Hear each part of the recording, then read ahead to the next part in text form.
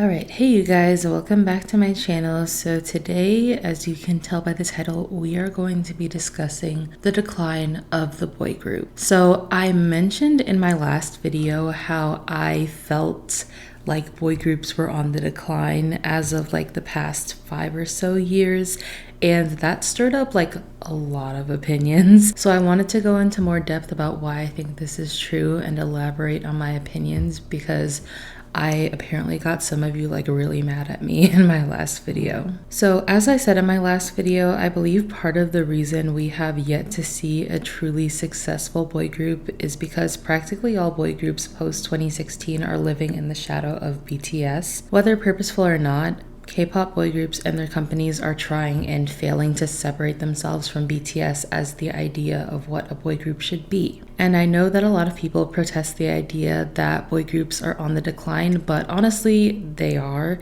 And I'm going to break down all the reasons why. The most successful boy groups within the past 5 years have been X1 and TXT. And frankly, one of them is successful because of their connection to BTS, and the other one is disbanded. Boy groups are undeniably failing to keep up with their female counterparts in almost every way. Now, let's get into the reasons why. First reason is the album sales don't match the streams. A lot of people who argue against the decline of boy groups in the past few years almost always cite album sales as a comeback. And it's true that boy groups are selling a lot of albums. They've historically done significantly better than girl groups in that department, i.e. Stray Kids selling over 3 million albums with their album Maxident. However, when we look at the bigger picture, that is all boy groups have. All of the main achievements attributed to 4th gen boy groups exclusively have to do with how many albums they're selling.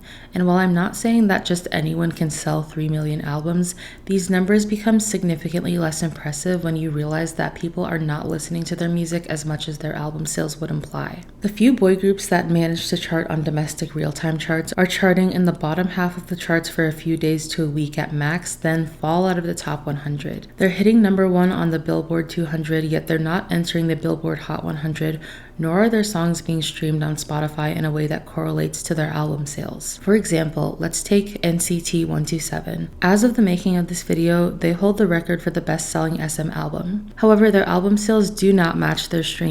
An outsider would logically assume that NCT is the most listened to artist under SM Entertainment, but this is not the case. The most listened to SM artist is Red Velvet, who holds the record for both the SM artist with the most monthly listeners on Spotify and the most streamed SM song, with Psycho having almost 400 million streams. In comparison, NCT 127 has yet to have a song reach over 200 million streams on Spotify. It becomes clear that album sales aren't necessarily the most reliable indicator of success. Yes, selling lots of albums can be an indicator of success, and selling albums is important for a group and its company to be financially stable. But truthfully, anyone can buy albums, and fans can and often do mass buy albums.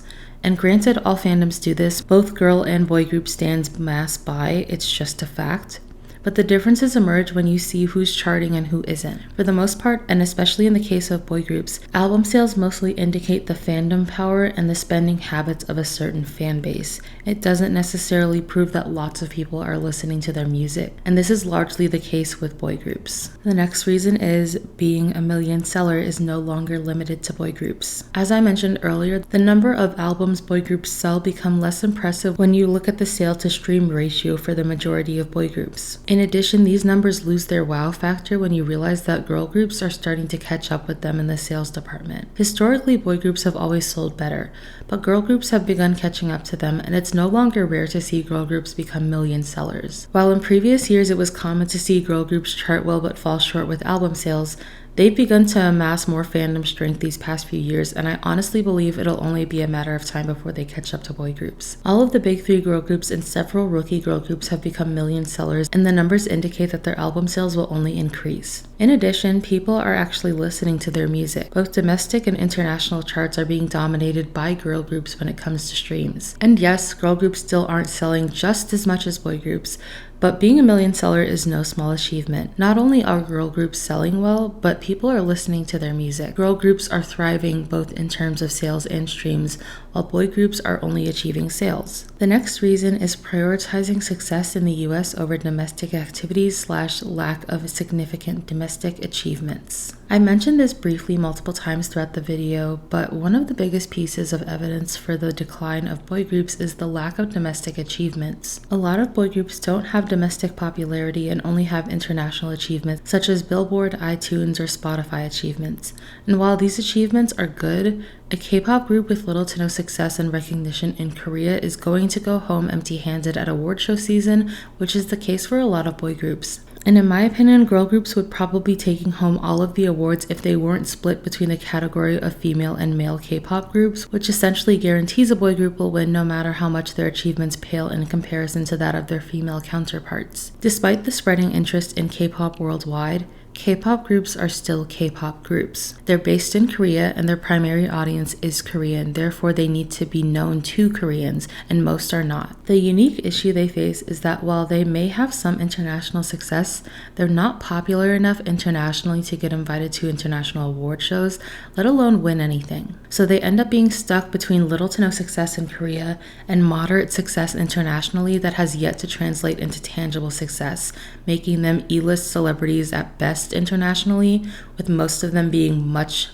lower than that. And I realize that a lot of people are going to protest this, arguing that Fill in the Boy group is super big in the US, but realistically, while they may have a sizable international fan base, they've failed to break into the consciousness of the general public, which makes them popular amongst international K-pop fans, but still very much unknown to the wider general public. In my opinion, the biggest mistake companies make when managing boy groups nowadays is they think international success is going to come easier than domestic success. It's true that domestic interest in K-pop has definitely declined, especially as it pertains to boy groups, but K-pop groups still have a much higher chance of hitting it big in Korea than in the US. Like I said, a lot of these boy groups are getting decent numbers on Billboard, iTunes, and Spotify. However, the result of those achievements is simply that they're achieving good numbers amongst the international K-pop fans. And frankly, this is to be expected, so it's not really that impressive when a K-pop group is popular amongst K-pop fans.